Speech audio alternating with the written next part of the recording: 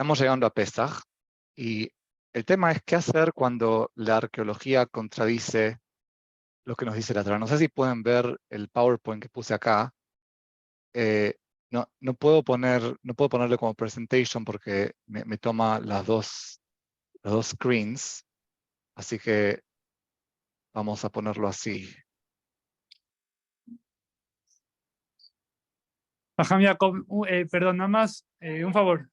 Sí, ¿Me puedes hacer host a mí también para que pueda admitir a la gente? Porque creo que ya te quedaste solo de host tú. ahí está.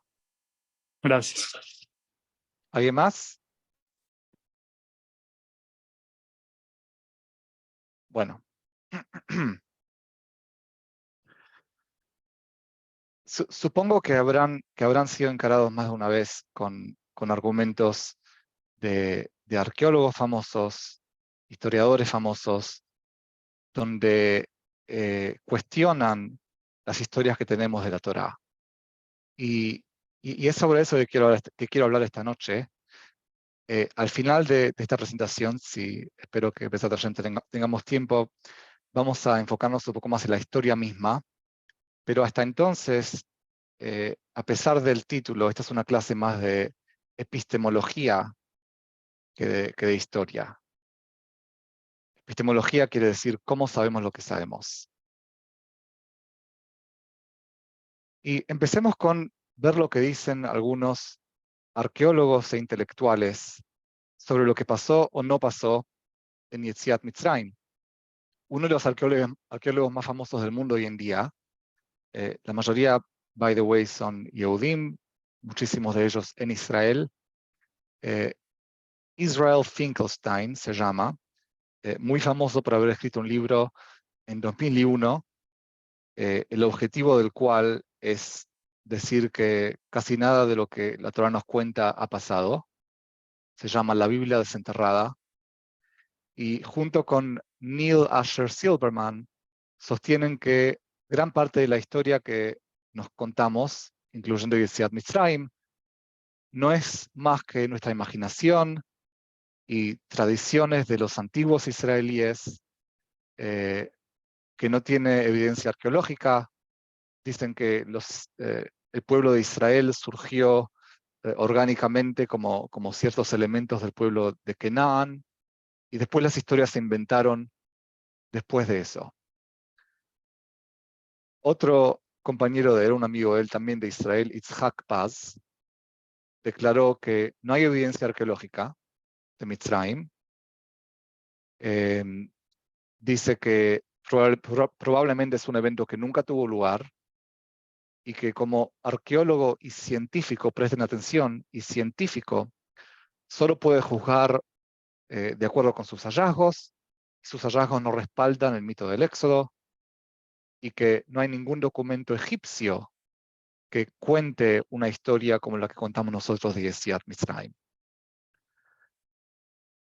No muy diferente de esas dos personas, un tal rabino David Wolpe de Los Ángeles, en el 2001, es un rabino conservador, dedicó su derashá de Pesach a sugerir que toda la historia de Yetziat Mitzrayim es probablemente un mito fundacional que fue inventado para unificar al pueblo de Israel y darnos una identidad compartida, o sea que no pasó, todo fue inventado, no es historia, son mitos.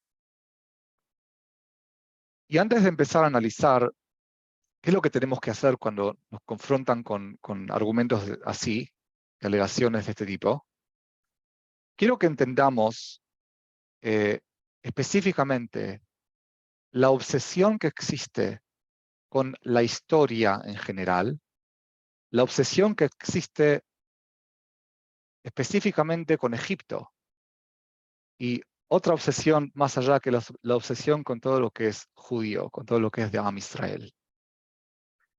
Y preguntémonos, ¿por qué es que en todas las universidades del mundo, de Estados Unidos, no sé si del mundo, existe un departamento de Judaic Studies, de estudios judaicos, y no existe un departamento de estudios de la cultura maya o inca o lo que sea? Y, y solamente para entender que esto no es... lo de Egipto es algo que hay que prestarle atención.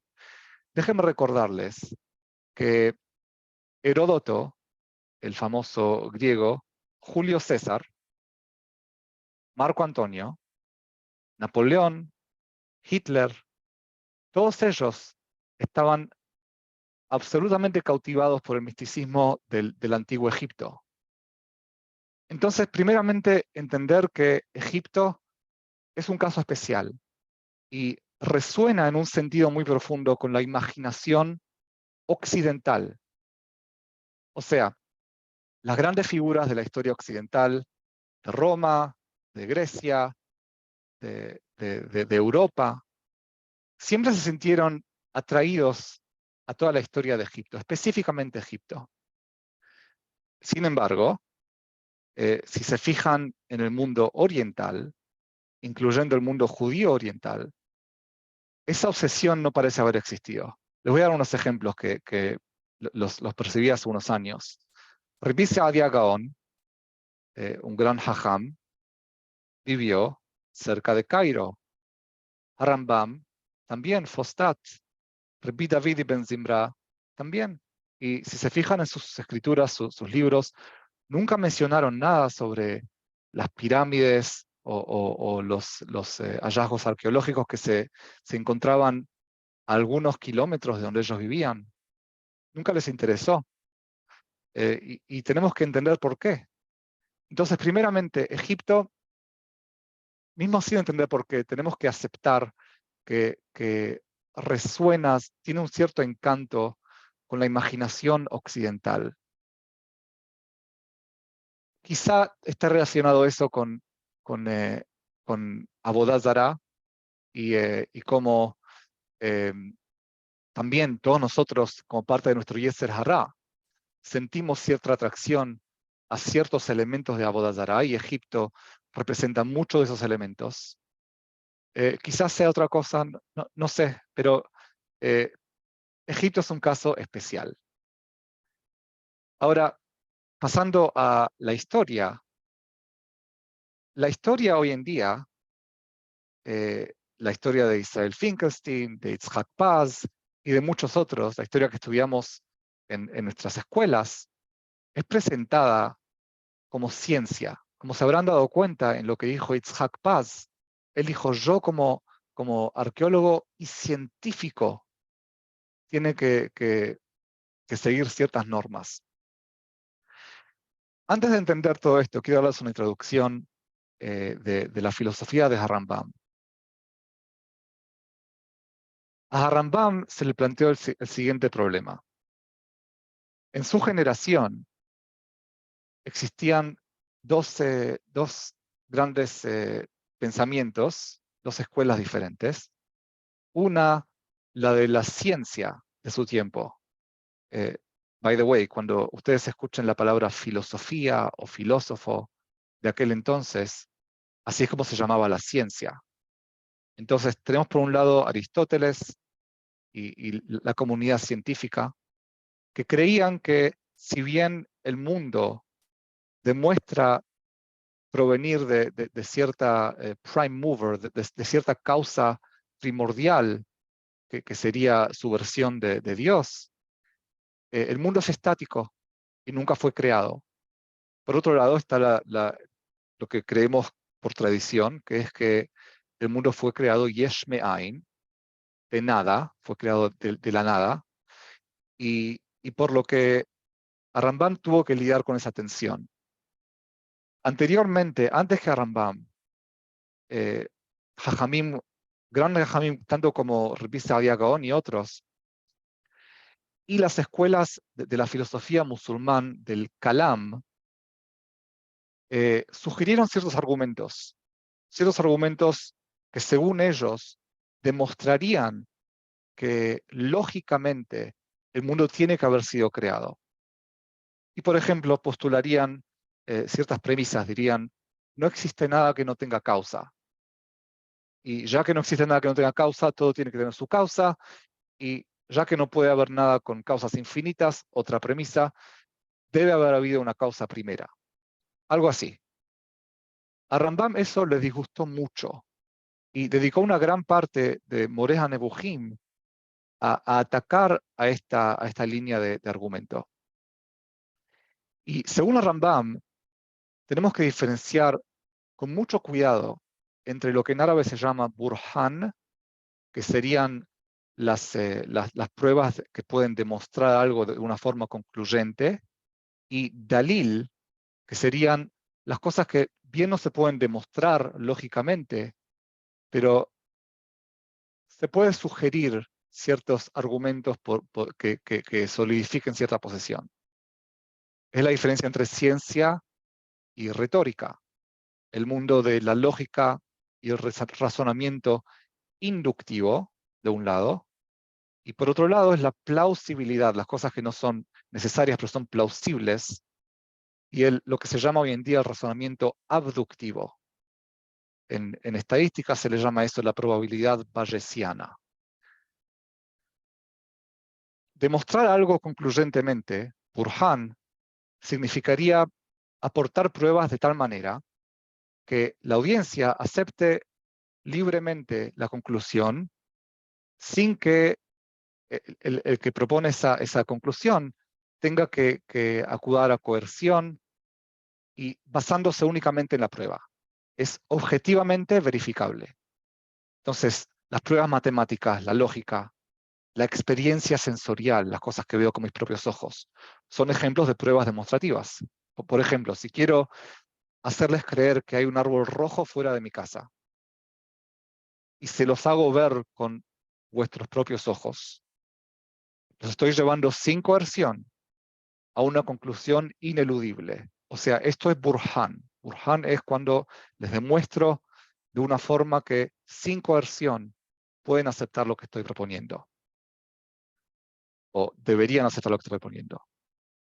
Por otro lado, sugerir algo de manera plausible sería aportar cierta evidencia, por ejemplo, evidencia circunstancial, que bien respalda una conclusión dada, pero donde si la audiencia es realmente libre, puede llegar a una conclusión diferente. Entonces los campos de la ética, el pensamiento político, la historia, todos esos utilizan ese tipo de discurso. Y este es el juego de persuasión, no de lógica, sino de persuasión. Si quisiera convencerlos de los beneficios de los impuestos altos o del hecho que el pasado fue de cierta manera, todo esto pertenece a este rubro de Dalil. No es que Dalil sea algo malo. Rambam llamó a su Moreh HaNevuchim Dalalat al-Hayrin, de Dalil. Es lo que no es una demostración, pero son señales, son pistas que uno le deja para que el otro, si se convence, quiera seguirlas. Y cuando no hay una prueba demostrativa, lo único que se puede hacer es recopilar evidencia de apoyo que respalde, pero no garantice mi conclusión. Ahora, hay un riesgo con este tipo de discurso, que si mi objetivo es persuadir y no puedo demostrarlo de una forma lógica o matemática, hay otras formas de persuadir también. Hay otros medios, otros métodos que son invariablemente anti-libertad, serían de coerción. Por ejemplo, citar a una autoridad. No te convenzo que 1 más 1 es 2, pero ¿sabes qué? ¿Sabes quién dice que 1 más 1 es 2? Esa persona.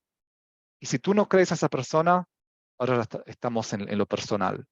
O una amenaza abierta de violencia, como todas las persecuciones religiosas que han existido en la historia de la humanidad, donde se le proponía a alguien una cierta fe o una cierta premisa y acéptala o te mato. Esa es otra forma de avanzar un dalil de una forma muy agresiva.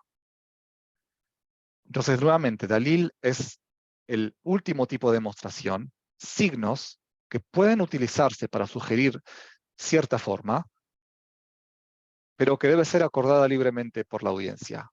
Burhan es la prueba demostrativa donde el público libre de compulsión aún podrá estar de acuerdo con la conclusión, pero la distinción entre Dalil y Burhan es esencial. Y de nuevo, Rambam se negó a avanzar su propia posición. Rambam tendría muchísimo interés en poder concluir que el mundo fue creado yesh me'ain, pero prefirió admitir que, ¿saben qué? No tenemos una prueba conclusiva, no existe Burhan sobre esto, no puede existir Burhan sobre esto, y por lo tanto tenemos que admitir que todo esto es Dalil, lo que quiere decir que la otra posición, la de Aristóteles, también es válida, lógicamente válida. Y ahora que tenemos dos posiciones plausibles, la razón por la cual yo creo que Beriah y Eshmeain, que la creación fue creada del nada, es porque la tradición me lleva acá y porque puedo conseguir ciertos signos, ciertas pistas que me ayudan a solidificar esta posición. Pero no es lógica, no es matemática. Y quiero insistir en esta distinción también para el ámbito de la historia. Hay varias, como dije antes, cuando uno quiere avanzar algo que debería pertenecer al mundo del Talil y quiere presentarlo como si perteneciera al mundo del Burhan, de las pruebas conclusivas, hay varias trampas que uno puede hacer para tratar de convencer al otro lado. Ya hablamos de acudir a la autoridad, hablamos de la violencia, también es una trampa muy, muy común.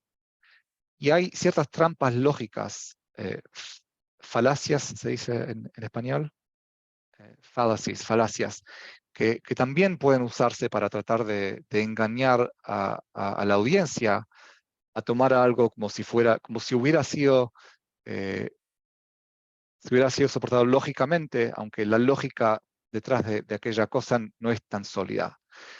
Por ejemplo, cuando uno presenta una muy buena pregunta y después te ofrece una respuesta que no es tan convincente por sí sola, ya que la pregunta fue una muy buena pregunta, tenemos la tendencia a aceptar aquella respuesta.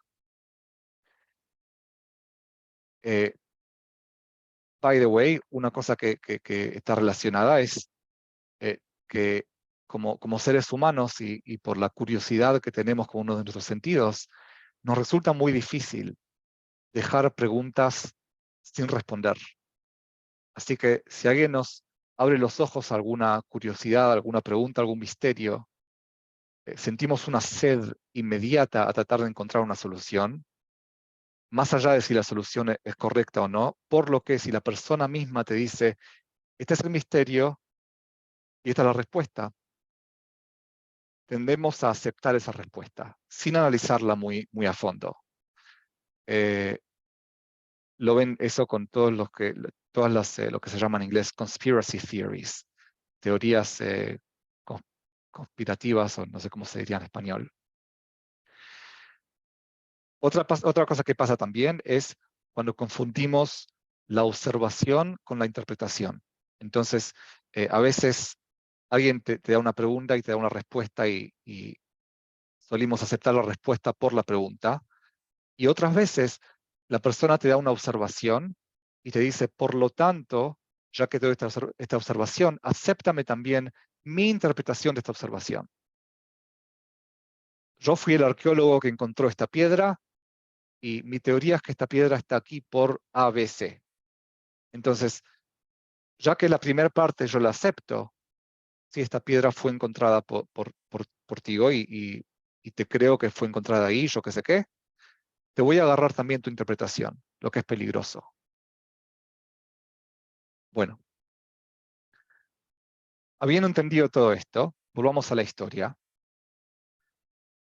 La tendencia en el mundo en el cual vivimos, en el mundo occidental, es relacionarse con la historia como si fuera un misterio científico, un rompecabezas que puede resolverse de manera definitiva, llegando así a la verdad absoluta. Una narrativa, cualquier historia que uno quiera presentar, si tiene éxito en convencer a los grupos adecuados de personas, al profesor de Harvard y el de Columbia y el de aquí y el de allá, se convierte en historical fact, un hecho histórico. Y una vez que eso es conseguido, cualquier narrativa competidora va a ser combatida. Generalmente a través de atacar a aquellos que están defendiendo aquella otra narrativa. Digamos que los profesores de historia, algo que lamentablemente ya no es imposible, decidieran que el holocausto no pasó. Haz Shalom, digamos que decidieran eso. Y un libro lo escribe y se acepta, y peer review, y hacen artículos sobre el libro, y los libros, uno pone una nota citando al otro, y así, y se crea toda esta narrativa, y viene alguien y dice, no, el holocausto sí pasó. Normalmente, ya que la arena acá no es una arena científica, donde se pone una teoría contra la otra, sino es una arena de Dalil, no de Burhan. La forma en la cual este argumento se lleva a cabo es más violenta y es más personal. Sería que uno le dice al otro, no, vos no sabes nada, tú no sabes nada, tus títulos no son lo suficientemente avanzados, no son tan buenos como los míos. En realidad, el hecho histórico no es ciencia, viene del Dalil. Y en el mejor de los casos, es una suposición que es consistente con algunas pruebas arqueológicas. Pero uno no tiene que ser un genio para ofrecer suposiciones alternativas que también sean consistentes con cualquier evidencia arqueológica. Entonces, la arqueología, la historia, no es una ciencia. Ahora, no quiero que me malentiendan, hay aspectos científicos en la arqueología. Existe evidencia, existen cosas que se encuentran. Y hablemos un minuto sobre eso. La evidencia arqueológica. Lo primero que hay que entender sobre la evidencia arqueológica es que es muy escasa. Estadísticamente, el registro arqueológico del récord no es tan rico como para mostrar más que unas pocas escenas infinitesimalmente pequeñas de cualquier época. Para que puedan entender de lo que estamos hablando. ¿Se mudaron de casa alguna vez? ¿Les pasó que tuvieron que mudarse? Yo me mudé muchas veces. Y piensen cuántos camiones tendrían que necesitar si se llevaran todo con ustedes. Todos los sofás y las camas y los libros y los juguetes de los niños sin tirar nada, sin dejar nada atrás. ¿Cuántos camiones tendrían que llevarse? Imagínense que tuvieran que poner su propia vida en el transcurso de 10 años en algún espacio. ¿Cuánto espacio tendría que haber para contener a todos los elementos que puedan dar una foto completa de mi vida durante 10 años? La civilización de Egipto abarca más de 3.000 años. Y todos los hallazgos del mundo que se hayan encontrado, que son muchos, pero pueden encontrarse en 5 a 10 museos en el mundo y en Egipto mismo.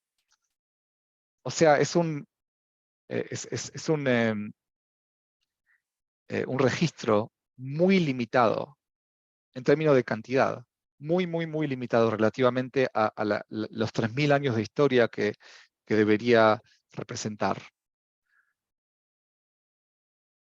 Segundo problema con la arqueología es que encuentres lo que encuentres, si lo que encontrás tiene valor por su contenido, por ejemplo, encontraste una carta que se supone que fue escrita por Ramsés II, son tan confiables como sus autores. Si me dice esa carta que Ramsés II dice A, B, C, X, Y, Z, ¿deberíamos creerlo? No sé si Ramsés es confiable o no. Tercero, hay muy pocas formas confiables de fechar, dating, hallazgos con cualquier grado de certeza. Empecemos por el más confiable. Si encuentro algo, encuentro una taza de cerámica en el medio del desierto, ¿cómo puedo saber de cuándo es? La forma más confiable, más científica que existiría sería los anillos de los árboles. Esto ha sido probado varias veces en varios diferentes climas, diferentes etapas. El método más confiable es árboles. Si uno corta los árboles, el árbol cada año, cada vez que cambia las estaciones del año, crea un nuevo anillo. Y si encuentro 1500 anillos, el árbol tiene 1500 años. Pero no existen árboles que hayan vivido más de 3000 años, más o menos, número uno. Número dos, saber qué tantos años el árbol vivió no siempre nos ayuda a saber qué tan vieja es esta taza que encontré, porque tendría que ser algo que está vinculado con el árbol de alguna manera. La segunda forma, más bien científica de saber la fecha de cosas orgánicas, es el carbono 14. La teoría es que hay una proporción entre carbono 14, que es un isótopo menos estable. Está en la atmósfera, o sea, yo respiro ahora, estoy metiendo en mis pulmones y en mi sangre cierta cantidad de carbono 14 comparado con carbono 15, carbono 16. Mientras siga respirando, se supone que el ratio entre carbono 14, la proporción, y los otros isótopos va a mantenerse según la estimación de cuál sería la proporción. Una vez que el organismo muere, la teoría es que la forma menos estable del carbono empieza a descomponerse, y con el tiempo, lo que se llama la vida media, que es más de 5000 años, se supone que la proporción de carbono 14 se corta por la mitad. Después de 5000 años más, la mitad de vuelta, y así también. Pero también tiene muchas deficiencias. Número uno, los niveles de carbono 14 en la atmósfera han cambiado. Ahora se habla todo el tiempo de climate change, de cuánto carbono hay, yo qué sé qué. No tenemos cómo saber con exactitud los niveles de carbono 14 que habrán existido en ciertas etapas, en ciertos climas, en ciertas regiones. Es imposible de saber. Por eso los anillos de los árboles pueden ser útiles para eso, pueden ser útiles para, encuentro un árbol que tiene 1500 años, encuentro algo muerto adentro del árbol y ahí puedo saber más o menos los niveles de carbono 14 cuando el árbol había sido plantado. Pero hay otros factores también, factores ambientales pueden afectar la proporción del carbono 14. Si uno respira smog, me imagino que la Ciudad de México, ustedes estarán... el carbono 14 de los que respiran el aire de México sería diferente que el carbono 14 de otras personas. Y finalmente, aunque todo esto no fuera un problema, el resultado que uno obtiene es un rango bastante amplio de años. No es que te voy a decir con exactitud, esto existió hace exactamente 2783 años. No existe eso. Número 3, otro método que sí también es la observación astronómica. Hay ciertos eventos que podríamos calcular, se supone, cuándo han pasado en el pasado, ciertos cometas que pasan en ciertos periodos de cada cuantos siglos. Entonces, si viéramos un texto antiguo que hace referencia a tales eventos, podríamos tratar de encontrar a qué años se refieren.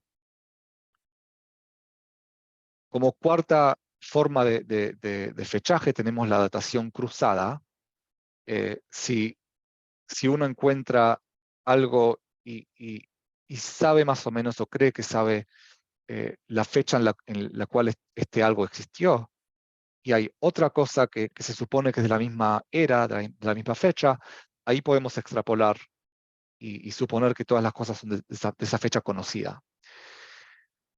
Finalmente está la datación relativa, no de un modo científico, pero si digamos que yo supiera cuándo vivió Ramsés II y se supone que tengo una cronología, una secuencia de quién vino antes, quién vino después, al tener un año podría construir eh, ciertas fechas de cronología de otras personas que vivieron antes o después.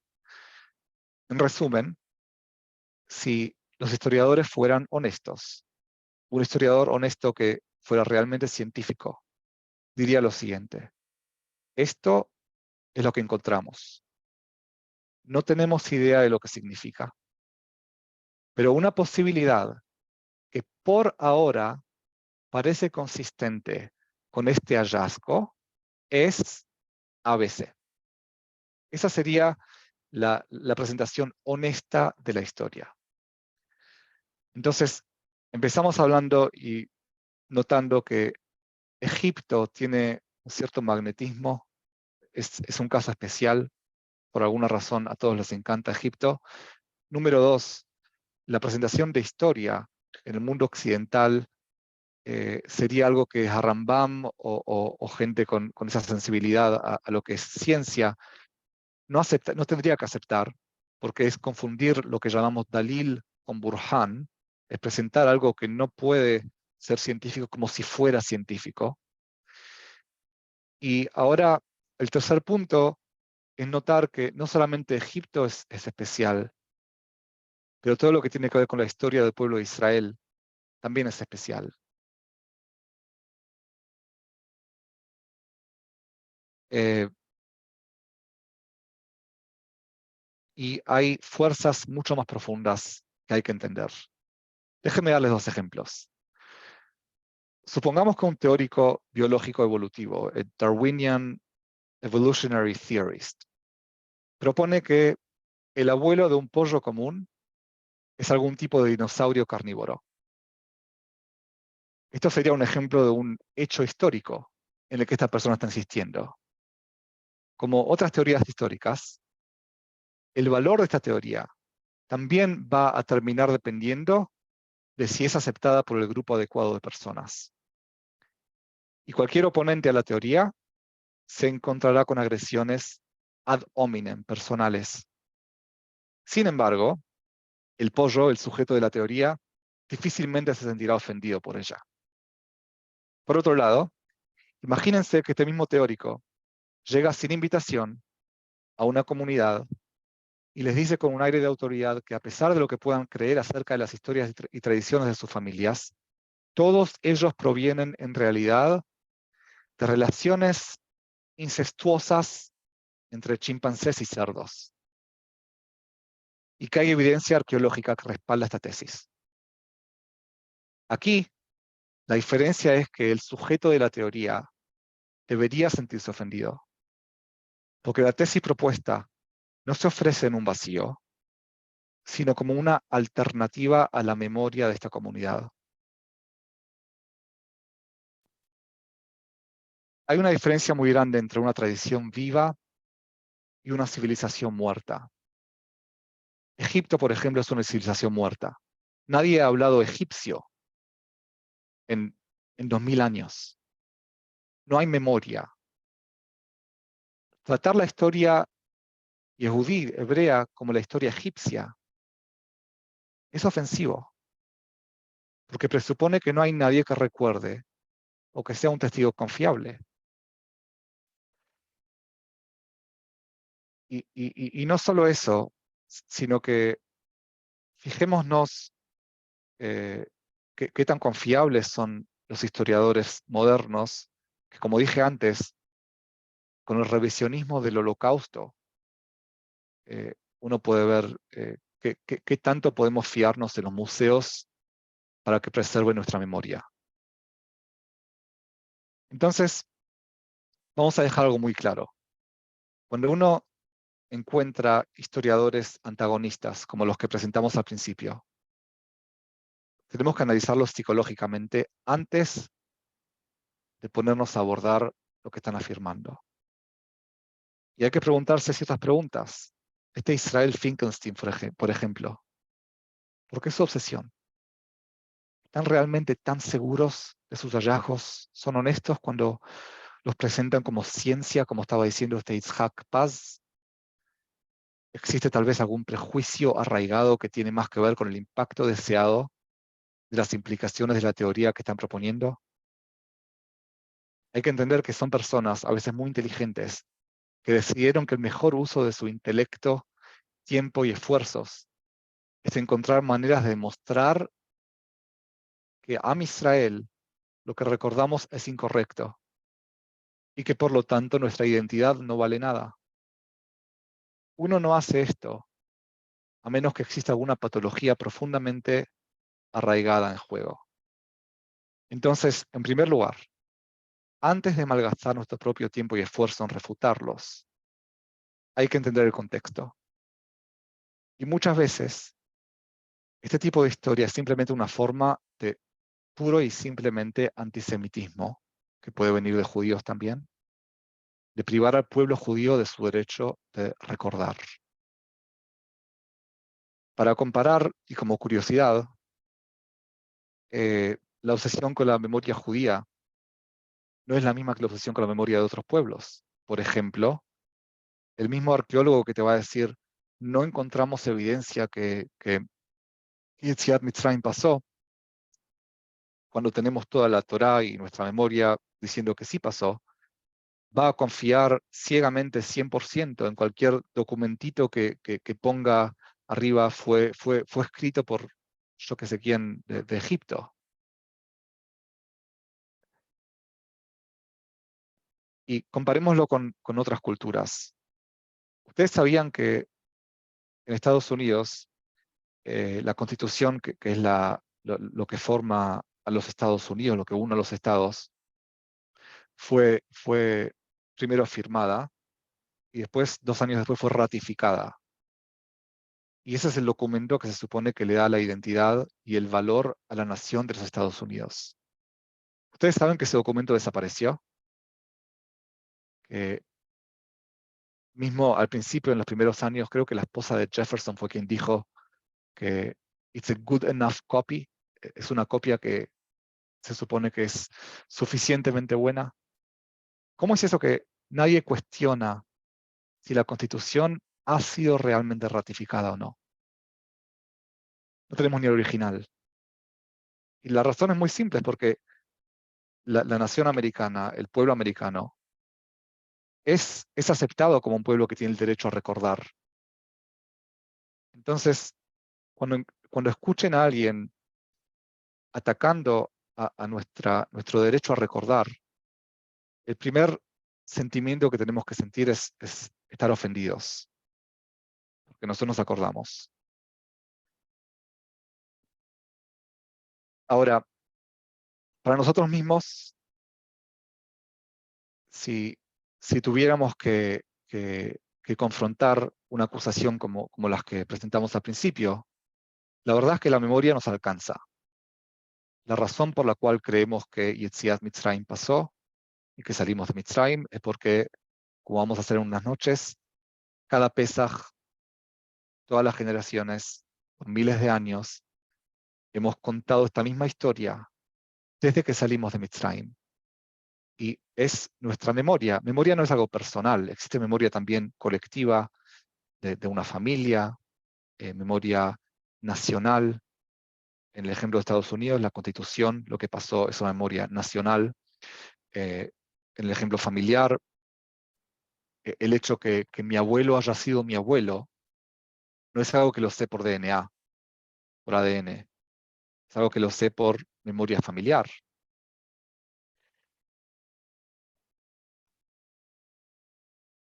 Les voy a dar un ejemplo más. Supongamos que yo me acuerdo que la semana pasada fui al teatro y vi cierta obra. Y supongan también que mi vecino, nada contra mis vecinos, tengo muy buenos vecinos, pero imagínense que mi vecino, que tuviera un vecino entrometido y muy molesto, que decide investigar si realmente fui al teatro. Y sin que lo invite, entra a mi habitación revisa mis cajones y no encuentra evidencia de una entrada. Y declara con mucha autoridad: no encontré evidencia que mi vecino haya ido a esta obra de teatro. ¿Cómo responde uno a eso? Entonces, como antes, lo primero que hay que hacer es tomar un paso atrás y comprender. Esta no es una pregunta que vale la pena abordar por sus méritos. Número 2, algo anda mal con mi vecino, psicológicamente, emocionalmente, moralmente. Número 3, con respecto a mí mismo, yo no necesito probar nada para respaldar mi propia memoria.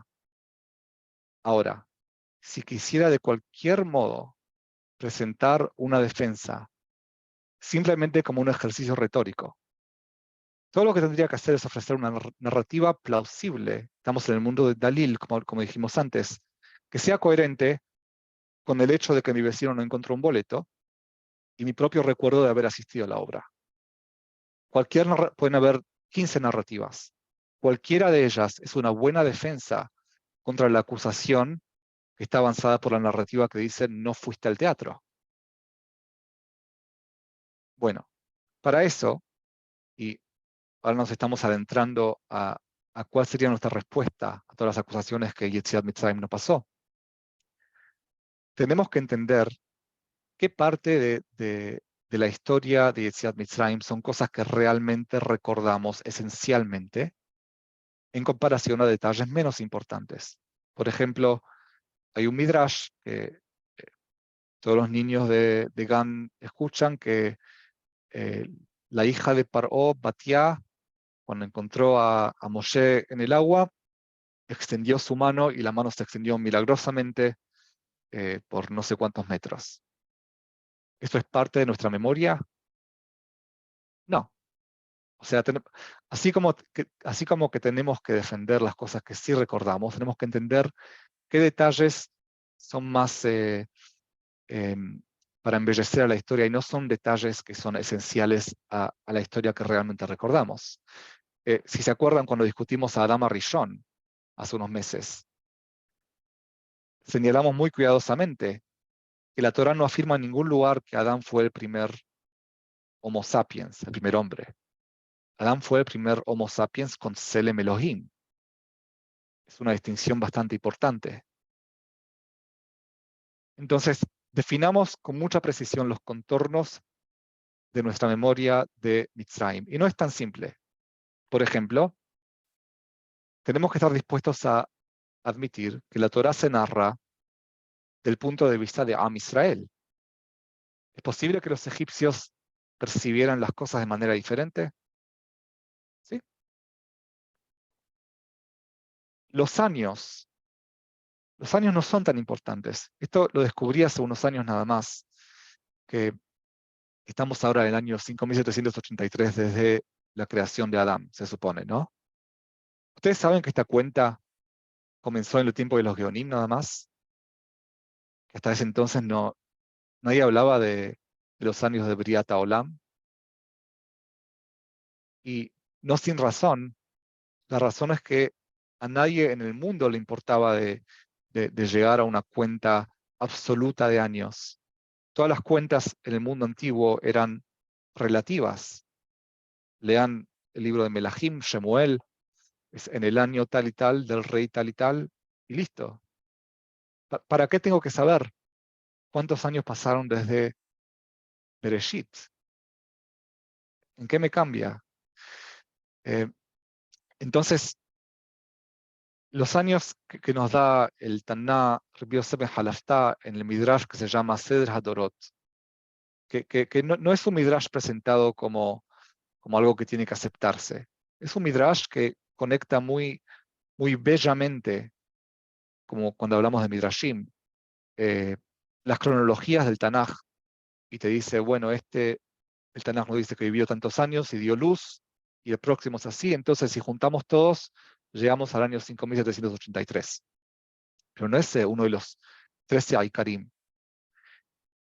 Ahora, hay algunos años que sí son dados en la Torá y que por eso sí son parte de la memoria que tendríamos que estar dispuestos a defender. Número 1, tenemos la promesa de Abraham, y תדע כי גר יהיה זרעך בארץ לא להם ועבדום ועינו אותם 400 שנה. Hashem le dice a Abraham que sepas que tus descendientes van a ser esclavizados hasta el año 400 desde este pacto con Dios. El segundo punto que tenemos en la Torah también es la declaración que Am Israel, Umoshav Bnei Israel Bemisraim, Sheloshim Shana Ve'arba Me'ot Shana. Que Am Israel estuvo en Misraim durante un total de 430 años, lo que ya resulta un poquito raro, ya que a Abraham se le dice 400 años y después dice que fueron 430 años. Vamos a explicarlo. Después, otra pista más que tenemos es la genealogía de Jacob, a través de los protagonistas de Yetziat Misraim. Nos dan, en algunas personas nos dan, por ejemplo, Moshe Rabbeinu, Moshe ben Amram, ben Kehat, ben Levi. Son 4 generaciones. Yehudá, por otro lado, Tanachshon ben Aminadab, no me acuerdo qué más, pero son 5 o 6 generaciones en el caso de Yehudá. Finalmente, en el libro de Melahim, cuando Shelomo HaMelech construye el Bet HaMikdash, nos dice que el Bet HaMikdash fue construido 480 años después de Yetziat Misraim. Y esto es todo. Estos son los contornos, todos los contornos de cronología que tenemos que respetar en la Torá son estos, lo que lo hace muy, muy, muy flexible. Veamos ahora la cronología de Egipto, que también es muy flexible. Todos los libros de historia egipcia que puedan encontrar, los museos, cualquier lugar que vean una fecha de cuándo algo pasó, o quién fue cierto faraón y quién no fue, el hijo de quién, la mayoría de aquellas cosas derivan de una persona llamada Maneto. Maneto era un sacerdote cóptico en el tiempo ustedes escucharon sobre Filón de Alejandría. Su mayor antagonista era Maneto, era un gran antisemita y tenía acceso, se supone, a ciertas escrituras de la civilización egipcia, pero no muy confiable. Y la verdad es que los historiadores hoy en día se fían ciegamente en cualquier palabrita que Maneto haya dicho. De mi punto de vista, tenemos que decir, not so fast. Quizás sí, quizás no. Como habíamos dicho antes, el fechaje, la datación, es imposible en Egipto. Es imposible tomar no sé, un hallazgo y decir, esto fue de este y este año. La datación relativa también es casi imposible, porque no hay una secuencia clara de ninguna dinastía, ni entre dinastías. Cuando escuchen de la dinastía número 17 y número 18 y número 19 y número 20, no podemos saber si quizás la 17 estuvo al mismo tiempo que la 20, se llama corregencias. Esto ha pasado varias veces. O sea que it's a mess, es un gran desorden, y lo que nos presentan como si fuera una teoría aceptada por todo el mundo, una cronología que es científica, no lo es. Tenemos que saberlo. Entonces, empecemos del principio y lleguemos al final. Si alguien ataca a Am Israel y dice, lo que ustedes se acuerdan es mentira, y es mentira porque el récord histórico, récord arqueológico muestra ABC. Número 1, entendamos el contexto. Estamos siendo atacados. Es un acto de antisemitismo tratando de decir que no tenemos el derecho de recordar. Número 2, hacia nosotros, tranquilos, tenemos nuestra memoria, es lo que importa. Número 3, si quisiéramos realmente defender, todo lo que tenemos que hacer es proponer una narrativa plausible que sea coherente con ambos lados. O sea, en vez de crear una historia y declarar que esto es lo que realmente sucedió, ya vimos cómo hay una diferencia muy grande entre Burhan y Dalil. El resultado es establecer algunos límites, entender los límites de los contornos de lo que nos muestra la arqueología, los contornos de lo que nos recordamos nosotros mismos, nuestra memoria, y encontrar una versión plausible de lo que puede haber sucedido dentro de esos límites. Y como dije antes, pueden haber varias versiones plausibles. Entonces, ¿qué pasó? ¿Qué es lo que pasó en Mitzrayim? Y les voy a proponer una teoría de muchas, que habiendo estudiado esto a cierta profundidad, me parece es consistente tanto con todo lo que los arqueólogos han encontrado sobre Egipto y lo que nos acordamos de la Torá. No sé si pueden ver la presentación aquí. ¿Pueden ver esta foto, esta ilustración? Sí. ¿Alguien sabe qué es esto?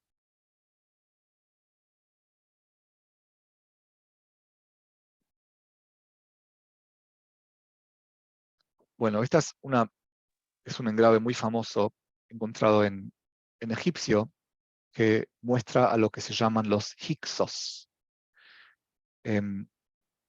Y Egipto, como ustedes saben, está al sudoeste de Israel, de Canaán.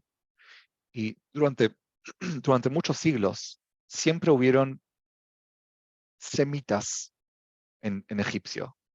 Cuando Yosef llega a Mitzrayim, él no tiene que explicar que es Ish Ivri, y saben lo que es Ish Ivri, es la persona que viene de tal y tal lugar. Todo el mundo sabía. Era muy común que vinieran Ivrim a Mitzrayim y que se asentaran ahí. Entonces, esto es lo que yo propongo. Cuando Abraham llega a Egipto por primera vez, y se acordarán que cuando Akadosh Baruj Hu lo manda a Abraham a Eretz Kenaan, el Arz Asher Eka, lo primero que pasa es que Abraham llega y no hay lo que comer, tiene que irse a Egipto. Eso fue más o menos 430 años de Yetziat Mitzrayim. Entonces Abraham llega a Mitzrayim y es muy posible que haya decidido vivir con la población que ya existía en Mitzrayim, que era semítica, población de donde Abraham venía. La población semítica, y estas son cosas que se han encontrado, en Egipto vivían más que nada en el delta. El delta de Egipto, a ver, tengo el mapa acá, sí, acá está. Es el norte de Egipto, ustedes ven esta parte verde. El Nilo, el río Nilo va del sur, pasa por Etiopía, llega al norte y desemboca en el Mediterráneo. El delta acá es el área más fértil de Mitzrayim y se llama Eretz Goshen. Y aquí es donde se encontraron, en un lugar llamado Tel El Daba, varios asentamientos muy grandes de semíticos. Entonces, lo que propongo es, Abraham llega a Mitzrayim, ya existen semíticos viviendo ahí, en Eretz Goshen, y, y se mezcla ahí. Después Abraham se vuelve y se va a Eretz Kenaan de vuelta. Ahora, no sé si se acuerdan, cuando Abraham sale de su casa en Harán, la Torah nos dice que Abraham se lleva Harán, con una gran multitud, una gran caravana, y después, cuando llega a Mitzrayim, está él, está Lot, está Sarai, y parece que no mucha gente más. O sea, es muy posible que la mayoría de la gente que vino con Abraham se quedó ahí. Entonces, lo que pasó en egipcio, y esto se los digo por lo que los historiadores y la arqueología tienden a demostrar, algunos de estos semitas, otros semitas, en esta región llamada Eretz Goshen, crecieron en poder y prácticamente superaron a los egipcios en importancia e influencia política. Más tarde, los egipcios, cuando contaban lo que pasó en escrituras que se han encontrado, se refieren a estos gobernantes como Hyksos, que quiere decir los gobernantes ajenos. Lo que llegó a pasar más tarde es que en la dinastía número 18 de Egipto, un faraón llamado Ahmose, es llegó al poder y todo lo que escribe él sobre sí mismo es mandándose la parte por haber destruido a los hicsos. Ahora, no sabemos realmente si los hicsos eran gobernantes o no eran gobernantes. Lo que sabemos es que los egipcios nos cuentan a nosotros que había un cierto grupo de semíticos que llegaron a ser muy poderosos y los destruimos. Eso es lo que dicen. Ahora, Yosef, como sabemos, también había regresado a Eretz Goshen, así como Abraham, su bisabuelo, había llegado anteriormente. Y cuando llega ahí, vemos que Paró lo acepta muy bien y que la familia de Yosef crece y se hace muy poderosa en el área asociada con los inmigrantes semitas. Ahmose, este que están viendo aquí, este que cambió la política contra los hicsos, y es muy posible que, como la Torá nos cuenta, es el rey, Ahmose, que la Torá nos dice, Vayakom melech hadash al Mitzrayim, asher lo yada et Yosef, cambió la política y se volvió contra los semíticos, se volvió antisemita, literalmente. Seguramente el primer paso no fue esclavitud, sino una guerra abierta. Se ha descubierto en Tel Altaba, en estos lugares, una ciudad llamada Avaris, que parece haber sido una ciudad muy grande, que eventualmente fue destruida se supone, por Ahmose. O sea, imagínense, Paró lo primero que hace es viene y ataca. Me imagino que si la narrativa esta tiene valor, los semíticos, sea Am Israel, sea un grupo más grande, habrían tenido un ejército y otras cosas. O sea que esta habría sido una guerra real. El faraón que después esclavizó más severamente a Am Israel y realmente los obligó a participar de todas las cosas, puede haber sido 2 generaciones después, uno que es llamado Amenhotep el III. Es uno de los faraones más famosos, hay muchísimas estatuas en todos los museos, es este acá, y tuvo un reino con mucho éxito, muy exitoso, en el cual se construyó muchísimo en todo Egipto y tuvo muchísimos esclavos también. ¿Podría ser este el paró de la esclavitud de Mitzrayim? Puede ser. Recuérdense, tenemos que demostrar algo plausible, no algo necesario.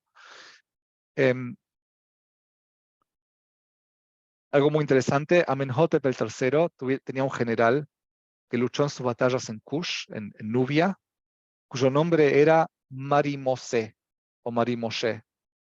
Y hay una leyenda que no es parte de nuestra memoria, pero es una leyenda, es un midrash, se llama Midrash Moshe, y Ben Ezra lo trae sobre las palabras Isha Kushit. Josefus lo trae también en su libro, que Moshe Rabbenu, cuando estuvo con Paró, fue su general y fue a guerrear sus guerras. Moshe Rabbenu era Marimosé, no sé, no tengo idea, pero puede ser. Cuando Amenhotep el III murió, ahí sí empiezan a pasar las cosas que ahí puede ser que encontremos Yetziat Mitzrayim. El siguiente faraón conocido es Amenhotep el IV. Sin embargo, este es Amenhotep el IV, que se llama también Ajenatén, les voy a decir en un segundo lo que pasó. Sin embargo, Ajenatén, el que fue Amenhotep el IV, no era el hijo primogénito de Amenhotep el III. Había otra persona llamado Tutmosis, que puede ser mahloket entre los arqueólogos si llegó a gobernar o no llegó a gobernar por un par de años, un periodo muy corto, murió muy misteriosamente y no fue enterrado en ningún lugar. Es más, ¿conocen la cámara de Tutankamón? Que se ha encontrado una tumba muy famosa de Tutankamón, donde se encontró, es la única tumba que se encontró con oro y con otras cosas. Era la tumba que le hubiera pertenecido a Tutmosis y no fue enterrado ahí. Por ejemplo, se encontró en esa tumba un látigo un látigo real de mucho lujo, que tenía el nombre de Tutmosis ahí. Y después enterraron a Tutankamón, que fue el nieto de esta persona. Entonces, estamos en Amenhotep el III, su hijo, el primogénito, desaparece. El próximo se llama Ajenaten. Ajenaten hace cosas muy interesantes, cambia la capital de Egipto a un lugar llamado Amarna, a otro lugar, destruye toda la Abodá Zará de Egipto y empieza a adorar exclusivamente, parece, o principalmente, al dios Sol, que lo llama Aten, es el nombre del dios Sol. Entonces, Ajenaten quiere decir el hijo del dios Sol, cambia el arte, cambia casi todo. Y es en el tiempo de él, en Amarna, que se han encontrado tablas, estas cartas muy famosas, las tablas de Amarna, donde pueblos de Canaán le mandan a avisar y le mandan a pedir ayuda a Ajenaten, porque están siendo atacados por cierto grupo que se llaman los Abiru. Ahora, no hay que tener mucha imaginación para entender que quizás tenga que ver con Aibrim. Entonces, ¿qué es lo que puede haber pasado? Ahmose es el que empieza Melech Hadash HaMitzrayim. Amenhotep el III es el que, el que esclaviza a Israel. El que está entre estos dos, que desaparece, podría haber sido el Paró de Yetziat Mitzrayim. Desaparece porque desaparece. Y Ajenaten, que llega a reinar después de Yetziat Mitzrayim, quizá de cierta forma a tratar de hacer un cierto tipo de teshuvá, o porque estaba enojado con los dioses que no los defendieron, intenta cambiar toda la religión de Egipto. Es muy posible, les estoy dando solamente una teoría, que es 100%, 100% consistente con todo lo que los arqueólogos mismos nos dicen. Y solamente para mostrar que podríamos encontrar la historia de Mitzrayim muy fácilmente en el récord arqueológico de Egipto. Entonces, de nuevo, los 430 años de Am Israel probablemente comienzan con el primer viaje de Abraham. Desde entonces se crea una comunidad semítica en el delta. Los Hyksos, by the way, otra cosa más, cuando Am Israel sale de Mitzrayim, una de las preguntas que siempre nos atacan es ¿cómo puede ser que de 70 salieron 2 millones? La Torah nos dice, era Am Israel con Erev Rav también. No eran solamente Am Israel, no eran solamente los nietos de Jacob Avinu. Podría haber sido también que la comunidad, en general, toda la comunidad de semíticos de Mitzrayim, salieron juntos con Am Israel, lo que nos llevó a ese número tan grande. Y después, frente a Ar Sinai, todos nos convertimos en Am Israel. Ese sería el Erev Rav. Después, Amenhotep el IV, puede ser el faraón que puede haber sido después de Yetziat Mitzrayim.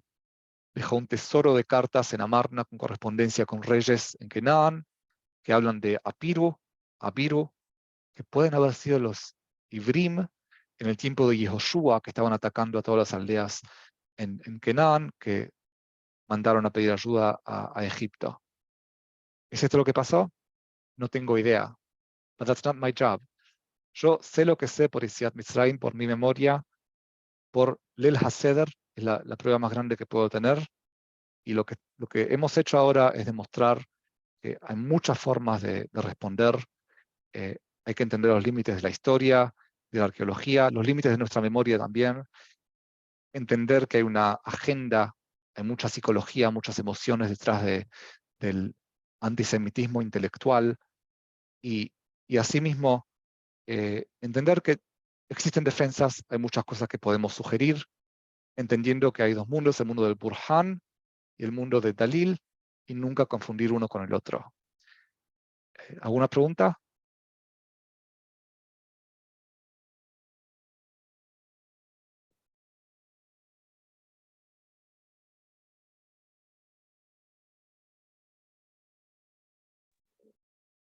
Hola, ¿cómo estás? Yo Muy bien, Baruch Hashem. te quería preguntar si, bueno, no es tanto el tema que abordaste, pero si tú entiendes que los 600,000 que salieron es totalmente literal o es un conteo que puede tener algún mensaje o significado. Yo creo que se podría entender, si tuviera que entenderlo, podría interpretarlo como algo que no es literal, pero creo que sí es literal. Creo que la cuenta más específica de cada familia, de cada shevet, demuestra que la Torah lo presenta como algo literal.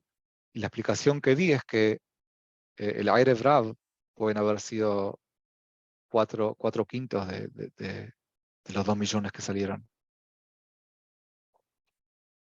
O más.